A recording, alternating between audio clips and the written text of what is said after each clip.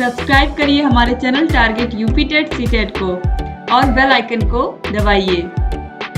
Hello friends, मैं रेनू स्वागत करती हूँ आप सभी भावी अध्यापक एवं अध्यापिकाओं का आपके अपने channel target UP TET CTET में। दोस्तों, आज की इस वीडियो में हम पढ़ने वाले हैं आप लोगों के डीएलएड सेकेंड सेमेस्टर के साइंस सब्जेक्ट के राजन सीरीज के सभी बहुविकल्पी क्वेश्चंस को। दोस्तों, आप सभी को पता है क्वेश्चन नंबर 45 तक ऑलरेडी आप लोगों ने पढ़ लिया था, पार्ट 1 कंप्लीट कर लिया था।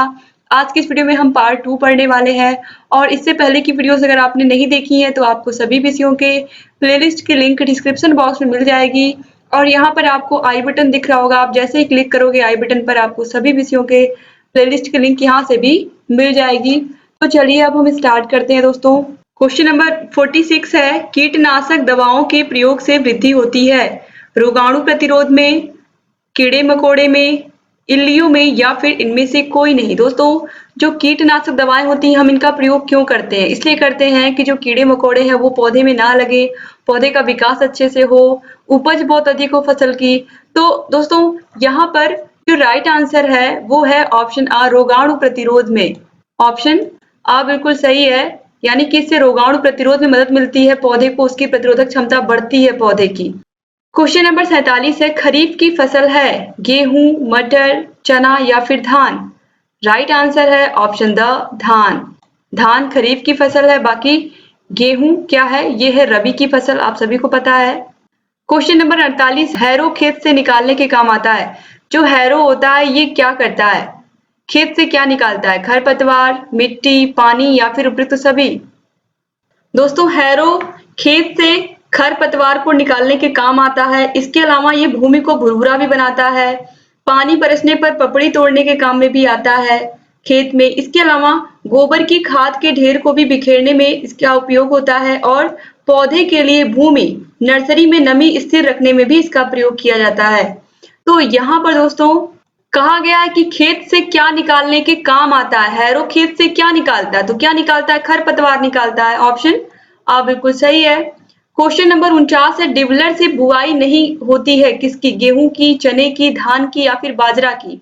चाहे गेहूं हो, चना हो या बाजरा हो, इनकी बुआई होती है, जबकि धान की क्या होती है? रोपाई होती है। आप सभी को पता है, पहले इसके बीजों को बोया जाता है, उसके बाद इसकी जो रोपाई होती है वो अलग से की जाती है धान की, आप सभी लोगों को पता भी है।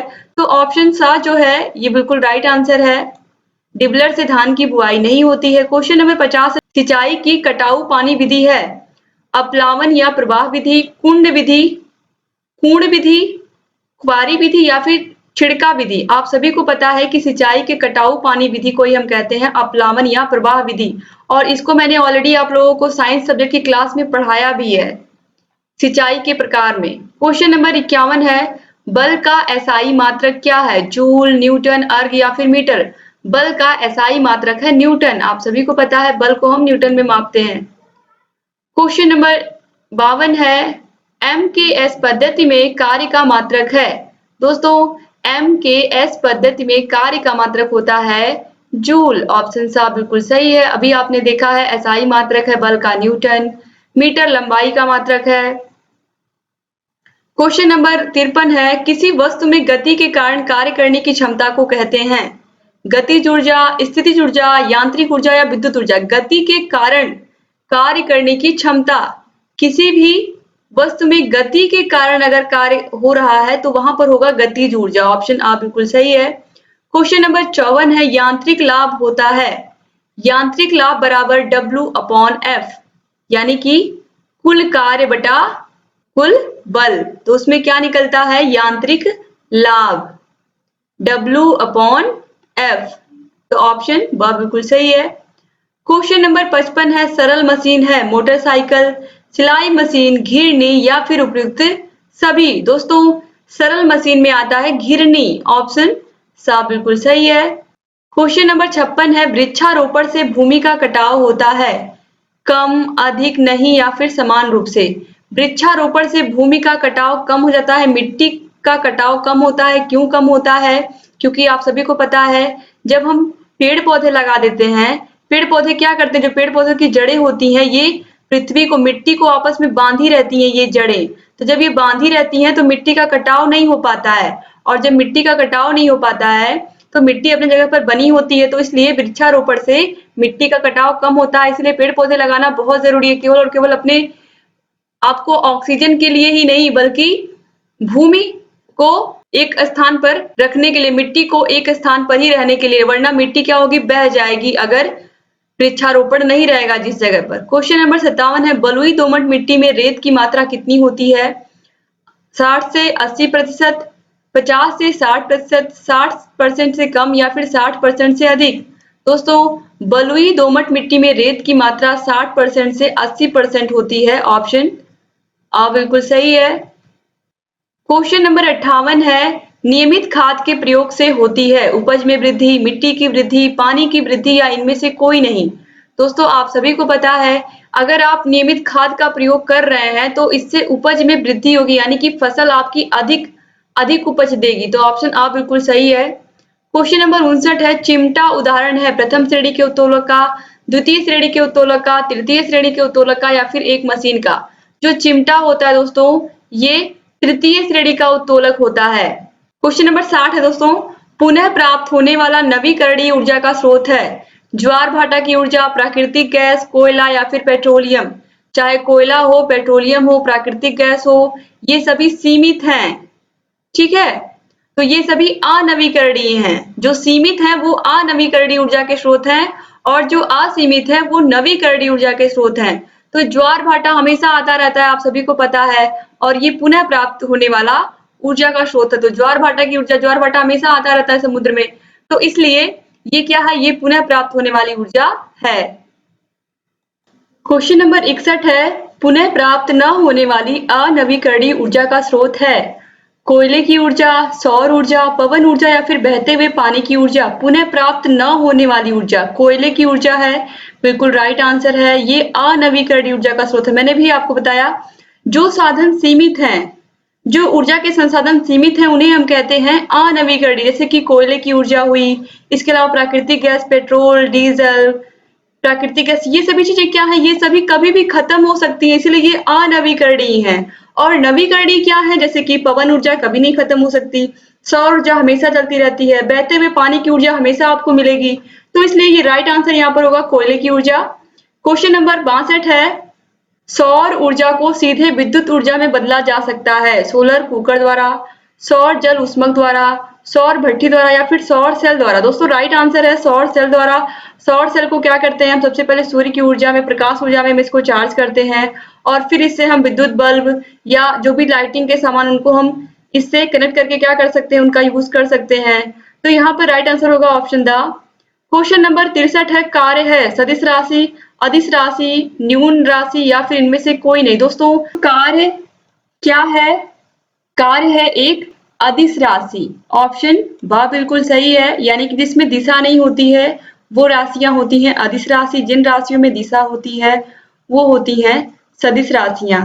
क्वेश्चन नंबर 64 है, ऊर्जा का मात्रक MKS पद्धति में क्या है? किलोग्राम, केल्विन, जूल या फिर इनमें से कोई नहीं? दोस्तों, ऊर्जा का मात्रक होता है MKS पद्धति में जूल, बिल्कुल राइट आंसर है। ऑप्शन सा बिल्कुल सही है। क्वेश्चन नंबर 65 है, यांत्रिक ऊर्जा कुल कितने प्रकार की होती है? 3, 2, 4 या फिर 6?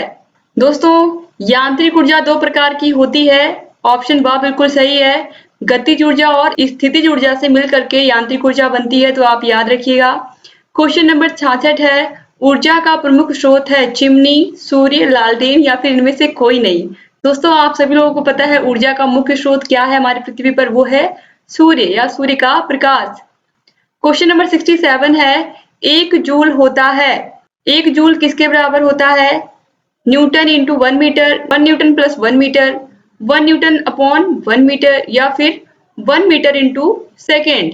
दोस्तों, कार्य बराबर होता है बल गुणे बल की दिशा में विस्थापन। इसका मतलब आप लोग समझिए, कार्य W बराबर F इंटू डी, कार्य बराबर बल गुणे बल की दिशा में तय की गई दूरी, तो W यानी कि कार्य का मात्रक होता है जूल और बल का मात्रक होता है न्यूटन, गुणे विस्थापन का मात्रक होता है मीटर, मतलब चली गई दूरी। तो आप देखिए, जूल बराबर हो गया न्यूटन इंटू मीटर, तो राइट आंसर क्या हो जाएगा? ऑप्शन अ, न्यूटन इंटू मीटर, आप 1 मीटर यहाँ पर नहीं भी लिखेंगे तो भी चलेगा। न्यूटन इंटू मीटर, 1 जूल यहाँ पर लिखा है इसलिए यहाँ पर 1 मीटर लिख उठा है। 1 जूल बराबर 1 न्यूटन इंटू 1 मीटर। तो याद रखिएगा कार्य बराबर बल गुणे बल की दिशा में विस्थापन, तो जूल इनके मात्रक भी इस तरीके से हो गए। तो बस ऐसे ही आपको निकालना है। क्वेश्चन नंबर 68 है, निम्न में से सरल मशीन है, सरल मशीन कौन है? पहिया, घिरनी, पेंच या फिर ये सभी? दोस्तों राइट आंसर है ऑप्शन द, ये सभी। क्वेश्चन नंबर 69 है, सीढ़ी किस प्रकार का उत्तोलक है? प्रथम, द्वितीय, तृतीय या फिर इनमें से कोई नहीं? दोस्तों जो सीढ़ी है ये तृतीय प्रकार का उत्तोलक है। क्वेश्चन नंबर 70 है, अमाशय में पाया जाने वाला एंजाइम है? ट्राइलिन, म्यूसिन, पेप्सिन या फिर ट्रिप्सिन? राइट आंसर है ऑप्शन स, पेप्सिन। दोस्तों क्वेश्चन नंबर 71 है, शर्करा का नियमन करने में सहायक हार्मोन है? पैराथार्मोन, गैस्ट्रीन, इंसुलिन या फिर कीटोजैविक? राइट आंसर है ऑप्शन सा, इंसुलिन। शर्करा का नियमन करने में सहायक हार्मोन है इंसुलिन। क्वेश्चन नंबर 72 है, कैल्शियम तथा फास्फोरस के नियमन का कार्य करता है? पैराथार्मोन, डाइपेटोजेनिक, रेनिन या फिर पेप्सिन? दोस्तों राइट आंसर है ऑप्शन आ, पैराथार्मिन। क्वेश्चन नंबर 73 है, जल में घुलनशील है vitamin A, vitamin B, vitamin C या फिर विटामिन डी? जल में घुलनशील विटामिन होते हैं विटामिन बी और विटामिन सी। दोस्तों आप एक फॉर्मूले से याद रख सकते हो, आप समझिए ये एक ग्लास है, ठीक है, ये कोई एक ग्लास है, इसमें पानी भरा हुआ है। तो इस ग्लास में पानी भरा हुआ है और यहाँ तक पूरा पानी भरा हुआ है। अब मान लीजिए इसमें कोई कीड़ा है, कोई कीड़ा है, तो कीड़ा से आप क्या समझेंगे? इसका मतलब है कि विटामिन के, विटामिन ई, विटामिन डी और विटामिन ए। कीड़ा से आप इस ट्रिक से याद रखिए कि ये जो ट्रिक है, ये देखिए कीड़ा जल में घुलनशील होगा? आप सोचिए जल में घुलनशील नहीं होगा। तो कीड़ा जो ये जो यहाँ पर मैंने ये फॉर्मूला बनाया है, आप देखिए KEDA, ये जल में घुलनशील नहीं है। अब बचे कौन से विटामिन? बी और सी। तो बी और सी क्या है? बी सी जल में घुलनशील है। तो आप याद रख सकते हैं कैसे कि जल में घुलनशील विटामिन है बी सी, और जो यहाँ पर कीड़ा वाला ट्रिक है, अगर इन चारों को आप याद रखोगे जल में घुलनशील नहीं है, कीड़ा क्या है? जल में घुलनशील नहीं है। तो इस तरीके से आसानी से आपको याद भी रहेगा दिमाग में। तो बच्चे कौन? बी और सी बच्चे, विटामिन बी और विटामिन सी। तो इस तरीके से ऑप्शन ब और ऑप्शन सा दोनों ही राइट आंसर होंगे। इसके बाद क्वेश्चन नंबर 74 है, दांतों की मजबूती के लिए आवश्यक है? फास्फोरस, कैल्शियम, कैल्शियम तथा फास्फोरस या फिर कोई नहीं? राइट आंसर है ऑप्शन सा, कैल्शियम तथा फास्फोरस। क्वेश्चन नंबर 75 है, पैकेट का दूध संरक्षित किया जाता है? रसायनों द्वारा, हिमीकरण द्वारा, पाश्चुरीकरण द्वारा या फिर किण्वन द्वारा? राइट आंसर है ऑप्शन सा, पाश्चुरीकरण द्वारा। सबसे पहले इसे बहुत बहुत अधिक टेम्परेचर पर हीट किया जाता है, उसके बाद फिर इसको एकाएक ठंडा करके पैकेट्स में बंद कर दिया जाता है। क्वेश्चन नंबर 76 है, परमाणु का समस्त द्रव्यमान निहित होता है? प्रोटॉन में, इलेक्ट्रॉन में, प्रोटॉन तथा न्यूट्रॉन में या फिर इलेक्ट्रॉन तथा न्यूट्रॉन में? राइट आंसर है ऑप्शन सा, प्रोटॉन तथा न्यूट्रॉन में परमाणु का समस्त द्रव्यमान निहित होता है।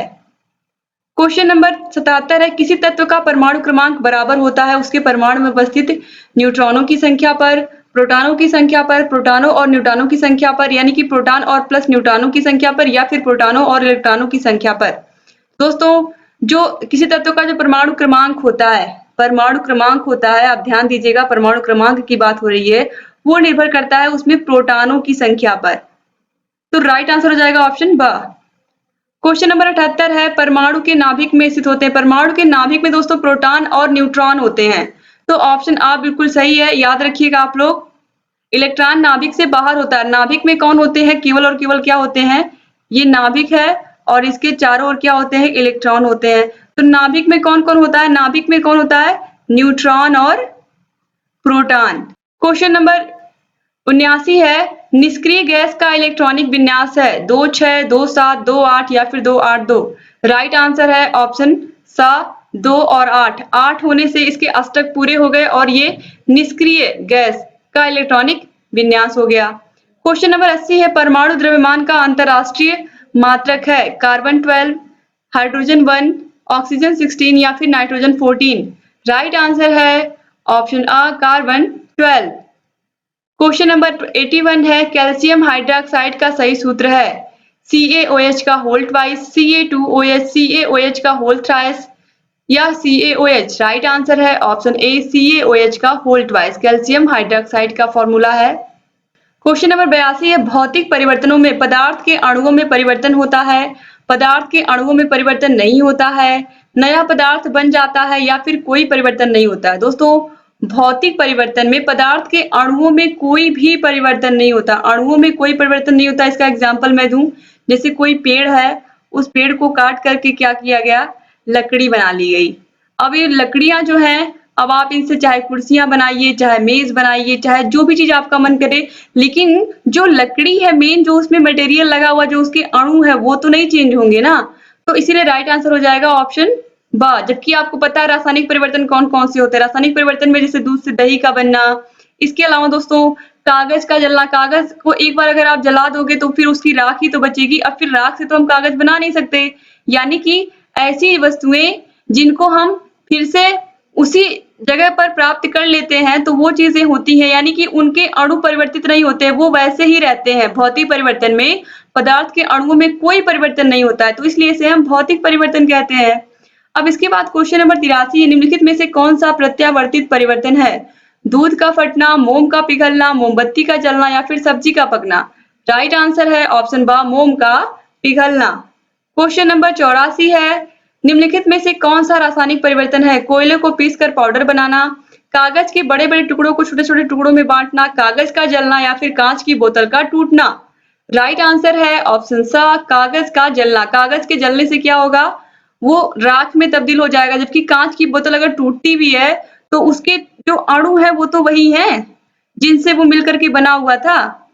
इसके अलावा कोयले को भी, अगर कोयले का बड़ा टुकड़ा है उसको पीस करके छोटे छोटे उसका पार्ट बना लिया गया या फिर उसके अणु जो है वो तो वैसे ही रहेंगे, वो तो परिवर्तित होंगे नहीं, उसके जो मूल अणु है वो तो रहेंगे ही। इसी प्रकार से कागज है कोई, उसको आप क्या करो, उसको आप तोड़ो मरोड़ो फाड़ भी दो, लेकिन वो कागज अपना मूल अस्तित्व तो नहीं खोएगा।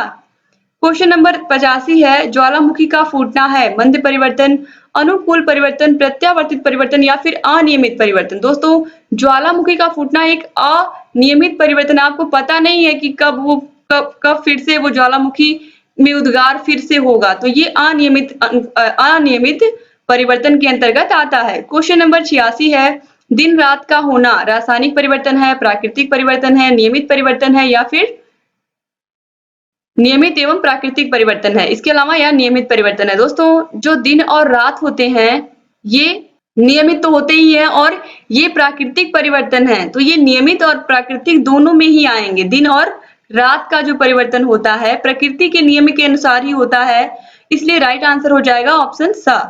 क्वेश्चन नंबर 87 ये पित्त रस बनता है अमाशय में, ग्रहणी में, छोटी आंत में या यकृत में? राइट आंसर है ऑप्शन द यकृत में। क्वेश्चन नंबर 88 है तृतीय श्रेणी के उत्तोलक का उदाहरण है सरौता, कैंची, बोझ कूड़ा उठाने वाली गाड़ी या फिर चिमटा? दोस्तों ये क्वेश्चन आप देखिए 2019 में पूछा गया, दूसरी बार मैं आपको पढ़ा रही हूँ इसी वीडियो में। तो तृतीय श्रेणी के उत्तोलक में आता है चिमटा, ऑप्शन द बिल्कुल सही है। सरौता दिया हुआ, सरौता द्वितीय श्रेणी के उत्तोलक में आता है, याद रखिएगा आप लोग। क्वेश्चन नंबर 89 है प्रकाश संश्लेषण की क्रिया में कौन सी गैस निकलती है? दोस्तों जब पेड़ पौधे प्रकाश संश्लेषण की क्रिया में अपना भोजन बनाते हैं तो जो प्रकाश संश्लेषण की क्रिया होती है उसमें कार्बन डाइऑक्साइड और जल मिलकर के ऑक्सीजन और ग्लूकोज बनाते हैं। तो यहाँ पर पूछा है प्रकाश संश्लेषण की क्रिया में कौन सी गैस, क्रिया होने के बाद कौन सी गैस निकलती है? तो राइट आंसर होगा ऑप्शन बा ऑक्सीजन गैस। यही तो हम लोगों को मिलता है, ऑक्सीजन गैस ही तो हम लोग लेते हैं पेड़ पौधों से। तो पेड़ पौधे कब बनाते हैं इसको, जब वो लोग अपना भोजन बनाते हैं। वो भोजन किससे बनाते हैं? कार्बन डाइऑक्साइड से और जल से। तो इन्हीं से मिल करके वो अपना भोजन बनाते हैं और फिर ये क्या देते हैं हमें, ऑक्सीजन और ग्लूकोज। तो आप याद रखिएगा। क्वेश्चन नंबर 90 है एक तत्व के समस्थानिक में होते हैं परमाणु संख्या समान लेकिन द्रव्यमान संख्या भिन्न, परमाणु संख्या भिन्न लेकिन द्रव्यमान संख्या समान, परमाणु संख्या और द्रव्यमान संख्या दोनों भिन्न या फिर परमाणु संख्या और द्रव्यमान संख्या दोनों समान? राइट आंसर है दोस्तों ऑप्शन आ परमाणु संख्या समान लेकिन द्रव्यमान संख्या भिन्न होती है। किसमें? समस्थानिकों में, याद रखिएगा आप। इसके बाद क्वेश्चन नंबर 91 है, चंद्रमा क्या है? देवता, तारा, उपग्रह या फिर ग्रह? आप सभी को पता है चंद्रमा पृथ्वी का उपग्रह है, तो ये क्या है? एक उपग्रह है।